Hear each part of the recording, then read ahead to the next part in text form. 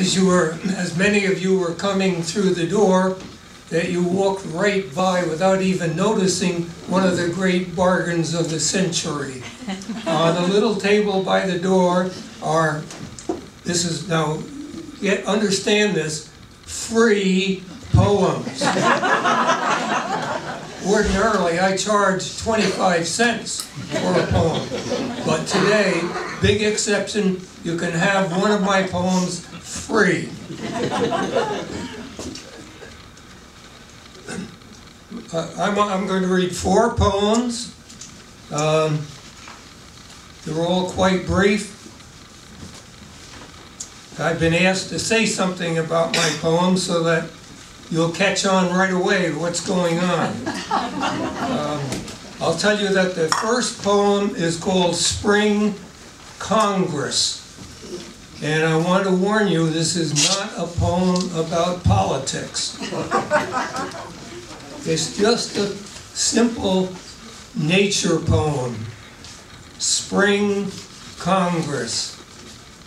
Soon enough, frogs answer the yearly muster from slumber and slough off in bloated clusters the comforts of mud, to bluster from forced open throats endorsement of must be and need, a hoarse chorus of mates, the croak of fate. I told you, they're short. Now I'm going to go to the opposite extreme. That poem is about beginnings. This one is about endings. It's called Exit, and the subject of the poem has been around for a long time. Medieval poets loved to write about the relationship between the body and the soul. And that's what this is all about, although it's not quite as heavy as some of those medieval versions. Exit. Leaving body, does soul rejoice or twist in despair? Does it shrug off body or unglue itself cell by cell? Is the parting ceremonious or a brusque turning away? Does soul flutter dance off or panic, wisp in the cosmic brew?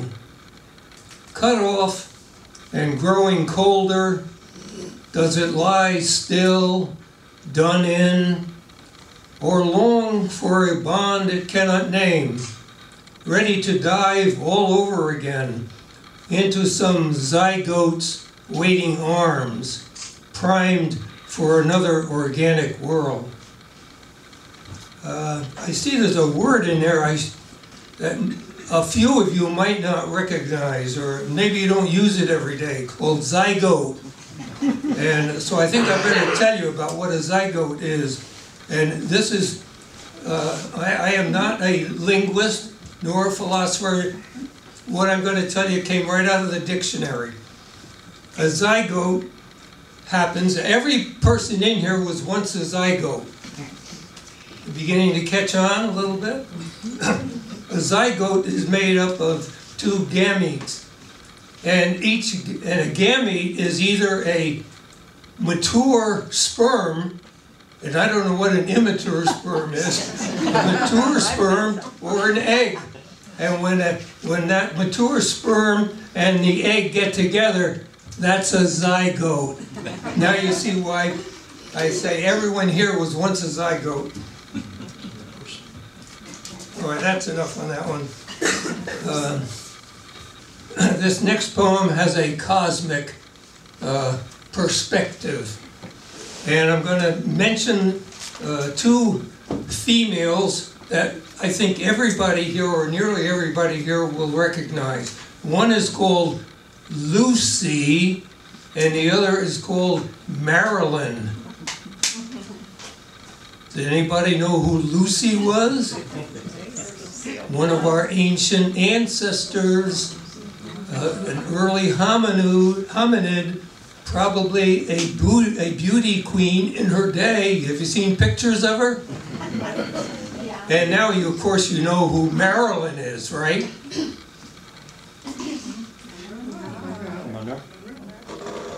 Monroe, right? Okay. Now you're properly oriented.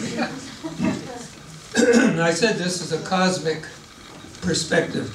Looking back to Lucy and Marilyn 1,000,000 years from now. Think of how we got to Lucy, then how we got to Marilyn, of what we were 1,000,000 years before Lucy, what we will be 1,000,000 years on from now, of how we'll look at Marilyn through our newly evolved peepholes. Poor hominid, we might then say. How very odd. The head's yellow strings, the ear flaps of folded skin, the bulbous body parts, Lucy's distant cousin, poor dear. Now I'm going to get very serious. This is the last poem. Some of you, I think I should better say all of you know about Descartes and his famous statement, I think, therefore I am. This is very heavy stuff, you understand. This is my version of that. That's how I got the idea for this poem. I was thinking about, I think, therefore I am. This is called The Knot, K-N-O-T, The Knot. I am, therefore I think. I am, therefore I feel. But what do I think? And what do I feel?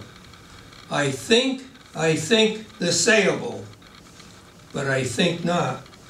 I think I feel the sayable, but I think not. The sayable is not what I think. The sayable is not what I feel. I plumb the thought of the sayable. I plumb the feeling of the sayable.